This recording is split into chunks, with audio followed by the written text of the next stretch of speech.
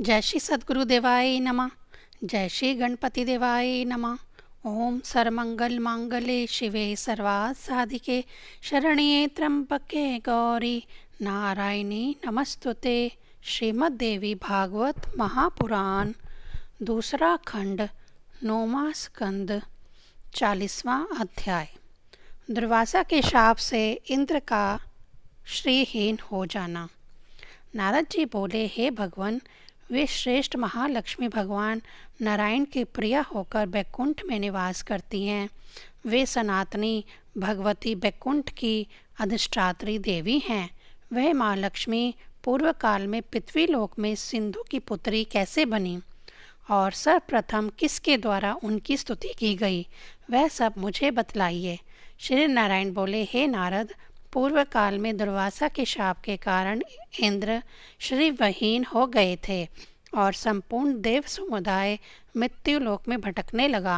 हे नारद, तब कुपित लक्ष्मी ने स्वर्ग का परित्याग करके अत्यंत दुखित हो बैकुंठ लोक पहुंचकर वहां महालक्ष्मी में अपने को विलीन कर दिया।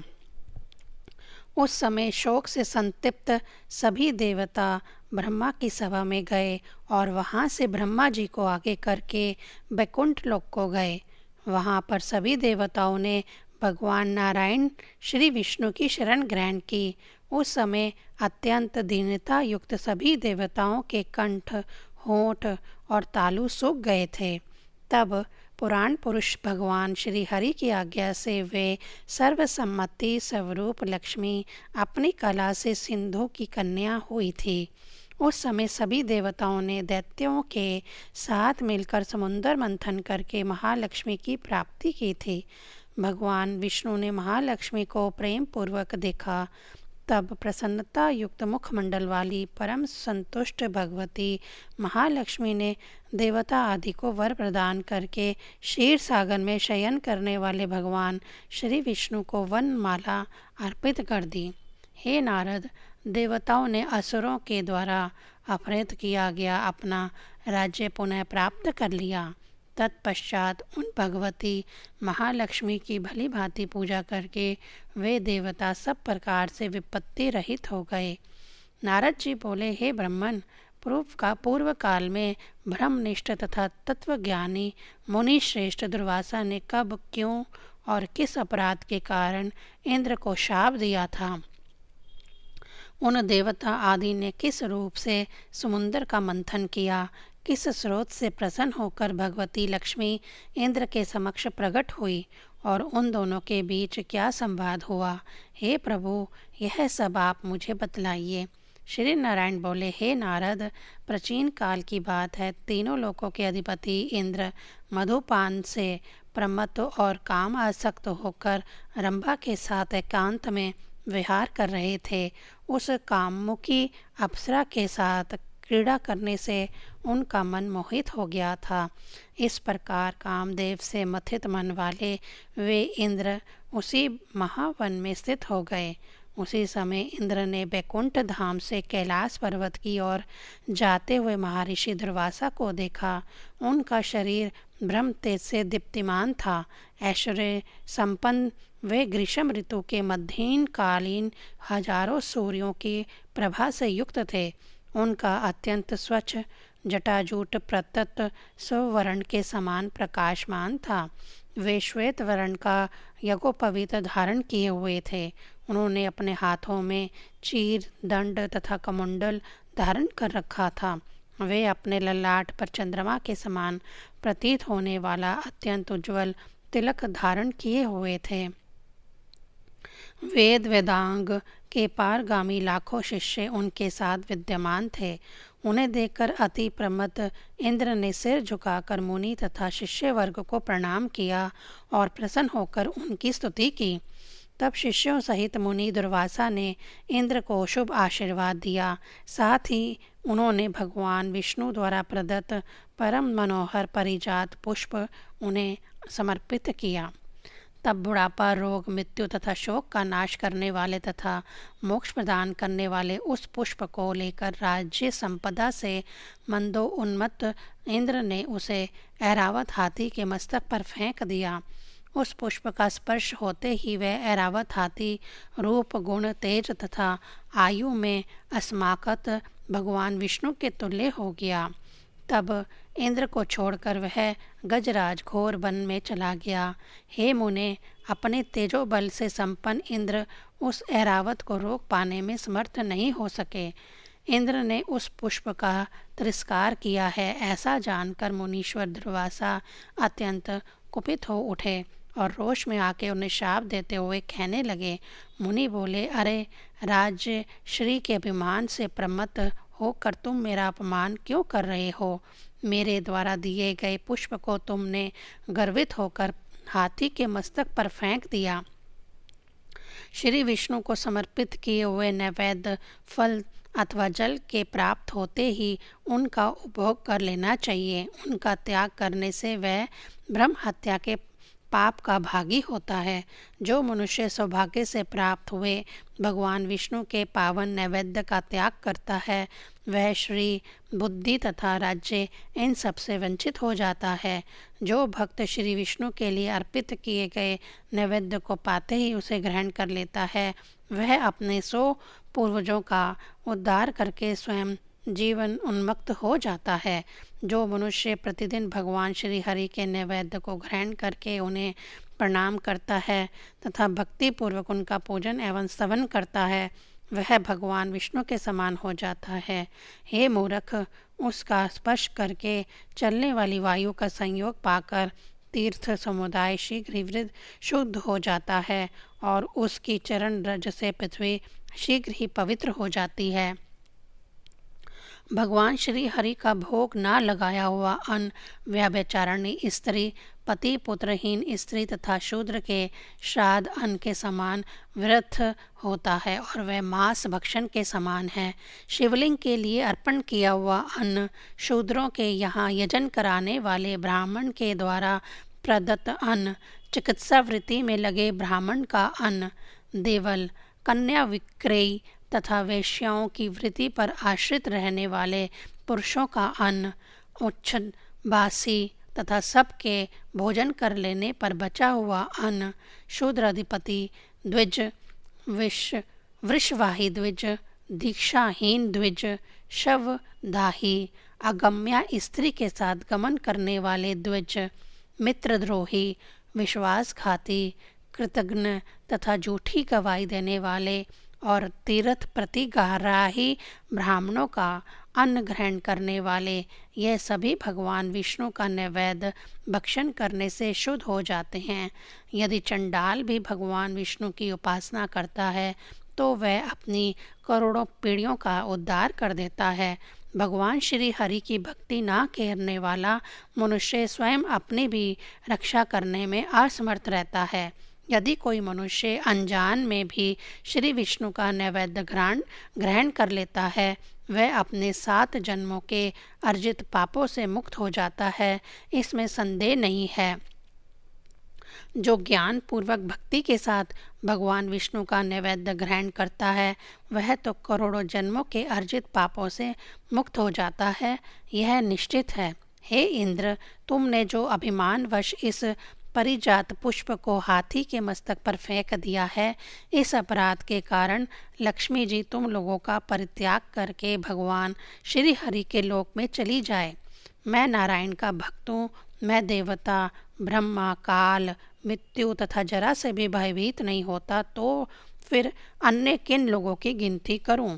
हे इंद्र, तुम्हारे पिता प्रजापति कश्यप और गुरु बृहस्पति मुझ निशंक का क्या कर लेंगे? यह परिजात पुष्प जिसके सिर पर रहता है, उसी की पूजा श्रेष्ठ मानी जाती है।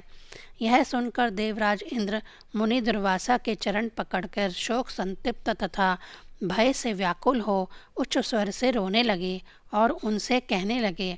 महेंद्र बोले, हे प्रभु, आपने मुझे अत्यंत उचित शाप दिया है, क्योंकि यह माया का नाश कर देने वाला है। मैं अपनी अप्रहत संपत्ति की याचना नहीं कर रहा हूँ। आप मुझे कुछ ज्ञान उपदेश दीजिए, क्योंकि यह लौकिक ऐश्वर्य समस्त विपत्तियों का बीज स्वरूप है, ज्ञान का अच्छेदन कर देने वाला है। मुक्ति मार्ग का कुठार है तथा भक्ति में व्यवधान उत्पन्न करने वाला है। मुनि बोले, यह ऐश्वर्य जन्म मृत्यु जरा शोक और रोग के बीज का महान अंकुर है। संपत्ति के घोर अंधकार से अंधा बना हुआ मानव मुक्ति का मार्ग नहीं देख पाता है। हे इंद्र, जो मूर्ख संपत्ति से उन्मत्त है उसको वास्तव में मदिरापान से भी प्रमत्त समझना चाहिए। बंधु बांधव उसे बंधु समझकर सदा घेरे रहते हैं। संपत्ति के मद में उन्मत्त वह व्यक्ति विषय आंध विहल महाकामी और राजसिक होकर सात्विक मार्ग का अवलोकन नहीं कर पाता है। विषय आंध भी राजस तथा तामस भेद से दो प्रकार का बताया गया है। शास्त्र ज्ञान से हीन व्यक्ति को तामस तथा शास्त्र ज्ञान को राजस कहा गया है। हे सूरश्रेष्ठ, शास्त्र भी दो प्रकार के मार्ग दिखलाता है। एक संस्कृति का हेतु है तथा दूसरा निवृत्ति का कारण कहा गया है। पहले प्रवृत्ति बीज रूपी दुखमय मार्ग पर सभी प्राणी स्वच्छंद तथा प्रसन्न होकर निर्विरोध भाव से निरंतर चलते रहते हैं। जैसे मधु के लोभ से भौरा अत्यंत सुख मानकर कलेश के साथ पुष्पों पर आता है, वैसे ही मनुष्य परिमाण के विनाश के बीज स्वरूप तथा जन्म मृत्यु जरा के आश्रय स्वरूप इस प्रवृत्ति मार्ग पर अग्रसर होता है। प्रसन्नतापूर्वक अनेक जन्मों तक अपने किए कर्म के परिणाम स्वरूप नाना प्रकार की योनियों में क्रमशः भ्रमण करने के पश्चात भगवान की कृपा से ही सैकड़ों तथा हजारों प्राणियों में से कोई विरला ही संसार सागर से पार करने वाले सत्संग को प्राप्त कर पाता है।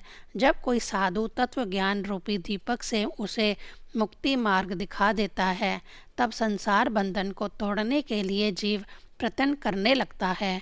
अनेक जन्मों में किए गए तप तथा उपवास से जब मानव का पुण्य उदय होता है, तब वह निर्विघ्न तथा परम सुखप्रद मुक्ति मार्ग को प्राप्त कर पाता है। हे इंद्र, तुम जो बात पूछ रहे हो उसे मैंने गुरु के मुख से सुना है। हे ब्राह्मण, मुनि दुर्वासा का यह वचन सुनकर देवराज इंद्र राग रहित हो गए और उनके हृदय में दिनों दिन वैराग्य की भावना बढ़ने लगी। तत्पश्चात मुनि के स्थान से अपने भवन पहुंचकर इंद्र ने देखा कि अमरावतीपुरी दैत्यों तथा असुरों से भरी हुई है। चारों ओर भय व्याप्त है, सर्वत्र विषमता तथा उपद्रव की स्थिति है। कहीं किसी के पुत्र तथा बंधु बांधव नहीं थे, कहीं किसी के माता पिता और स्त्री आदि ने उसका साथ छोड़ दिया है। चारों ओर हलचल मची हुई है तथा संपूर्ण नगरी शत्रुओं से पूर्णतः आक्रांत है। उस अमरावती को इस स्थिति में देखकर इंद्रदेव गुरु बृहस्पति के पास गए। मंदाकिनी नदी के तट पर पहुंचकर देवराज इंद्र ने देखा कि गुरुदेव बृहस्पति पूर्व की ओर सूर्य के अभिमुख हो गंगा जल में खड़े होकर सर्वतोमुख परब्रह्म परमात्मा का ध्यान कर रहे हैं और पुलकित तथा प्रसन्नता युक्त उनके नेत्रों से अश्रु गिर रहे हैं। परम श्रेष्ठ आदरणीय धर्मनिष्ठ श्रेष्ठ जनों द्वारा सेवित बंधु वर्गों में अति महान, ज्ञानियों में श्रेष्ठ, भाई बंधुओं में ज्येष्ठ तथा देव शत्रुओं के लिए अनिष्टकारी गुरु बृहस्पति को जप करते हुए देखकर सुरेश्वर इंद्र वहीं पर स्थित हो गए। एक प्रहर के बाद गुरु को ध्यान से उपरत देखकर इंद्र ने उन्हें प्रणाम किया। तत्पश्चात उनके चरण कमल में मस्तक झुकाकर इंद्र उच्च स्वर से बार बार विलाप करने लगे। देवराज इंद्र ने गुरु बृहस्पति से दुर्वासा के द्वारा प्रदत्त शाप आदि से संबंधित सारा वृत्तांत, वर की उपलब्धि, दुर्वासा से अत्यंत दुर्लभ ज्ञान की प्राप्ति और शत्रुओं से आक्रांत अपनी नगरी के विषय में सभी बातें क्रम से कहीं। अपने शिष्य इंद्र की बात सुनकर क्रोध से लाल नेत्रों वाले परम बुद्धिमान तथा वक्ताओं में श्रेष्ठ बृहस्पति इस प्रकार कहने लगे। गुरु बोले, हे सूरश्रेष्ठ, मैंने सब कुछ सुन लिया, मत रहो, मेरी बात सुनो। नितज्ञ पुरुष विपत्ति काल में कभी भी घबराता नहीं, क्योंकि संपत्ति अथवा विपत्ति नश्वर है, ये दोनों ही श्रम साध्य है। संपत्ति अथवा विपत्ति अपने पूर्व जन्म में किए गए कर्म का फल है और उन्हीं के अधीन होकर कर्ता को स्वयं फल भोगना पड़ता है। संपूर्ण प्राणियों के लिए प्रत्येक जन्म में यही स्थिति है जो चक्रमंडल की भांति निरंतर आती जाती रहती है। अतः इस विषय में चिंता की क्या आवश्यकता है। ऐसा कहा गया है कि संपूर्ण भारत में अपने द्वारा किए गए कर्म का फल भोगना ही पड़ता है। शुभ अथवा अशुभ जो कुछ भी कर्म मनुष्य करता है वह उसे भोगता ही है। सैकड़ों करोड़ों कल्प बीत जाने के बाद भी बिना भोगे हुए कर्मों का क्षय नहीं होता। अपने किए हुए शुभ अशुभ कर्म का फल अवश्य भोगना पड़ता है। ऐसा परमात्मा श्री कृष्ण ने ब्रह्मा जी को संबोधित करके सामवेद की शाखा में कहा है।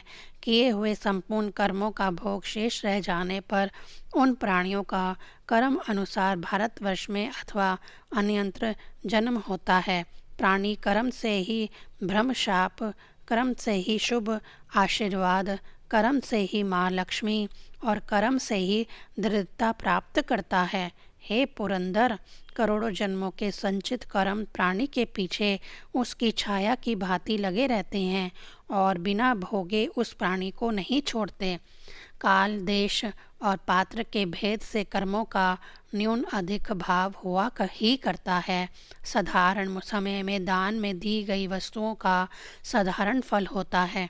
यदि किसी विशेष पुण्य दिन में कोई वस्तु दान में दी जाती है तो उसका फल साधारण दिनों की अपेक्षा करोड़ों गुना उससे भी अधिक या असंख्य गुना प्राप्त होता है।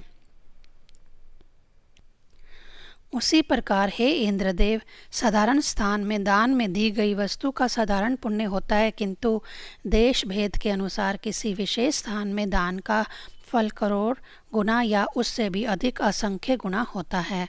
साधारण पात्र को दान करने पर उन वस्तुओं का दान करने वालों को उसका साधारण पुण्य मिलता है, किंतु यदि किसी विशेष पात्र को दान देने से उसकी अपेक्षा 100 गुना या उससे भी अधिक असंख्य गुना पुण्य होता है।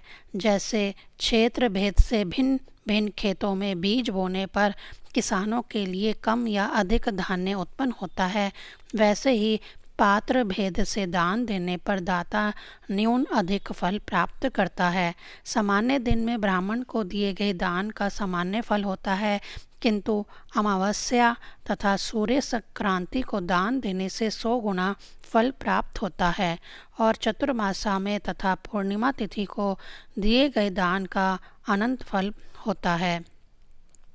चंद्र ग्रहण के अवसर पर दान देने से करोड़ों गुना फल प्राप्त होता है तथा सूर्य ग्रहण के समय पर दिए गए दान का फल उससे भी 10 गुना अधिक होता है। अक्षय तिथि को दिया गया दान अक्षय होता है और उसका अनंत फल कहा गया है। इसी प्रकार अन्य पर्व दिनों में भी फलों की अधिकता हो जाती है। जिस प्रकार दान के फल में अधिकाय हो जाता है, उसी प्रकार स्नान, जप तथा अन्य पुण्य कार्यों में भी होता है। मनुष्यों के लिए कर्म फल के विषय में इसी प्रकार सर्वत्र समझना चाहिए। जिस प्रकार पृथ्वी लोक में कुंभकार दंड, चक्र, शराव और भ्रमण के द्वारा मिट्टी से कुंभ का निर्माण करता है, उसी प्रकार विधाता कर्म सूत्र से प्राणियों को फल प्रदान करते हैं। अतः हे देवराज, जिनकी आज्ञा से इस जगत की सृष्टि हुई है, उन भगवान नारायण की आप आराधना कीजिए। वे भगवान नारायण त्रिलोकी में विधाता के भी विधाता, पालन करने वाले के भी पालक, सृष्टि करने वालों के लिए सृष्टा, संहार करने वालों के भी संहारक और काल के भी काल हैं। जो मनुष्य इस संसार में घोर विपत्ति के समय में भगवान मधुसूदन का स्मरण करता है, उसके लिए उस विपत्ति में भी संपत्ति उत्पन्न हो जाती है। ऐसा भगवान शंकर ने कहा है। हे नारद, ऐसा कहकर तत्वज्ञानी बृहस्पति ने देवराजेंद्र को हृदय से लगाकर और शुभ आशीर्वाद देकर उन्हें अभीष्ट बात समझा दी। 40वां अध्याय समाप्त। ओम ऐं ह्रीं क्लीं चामुंडाय विच्चे।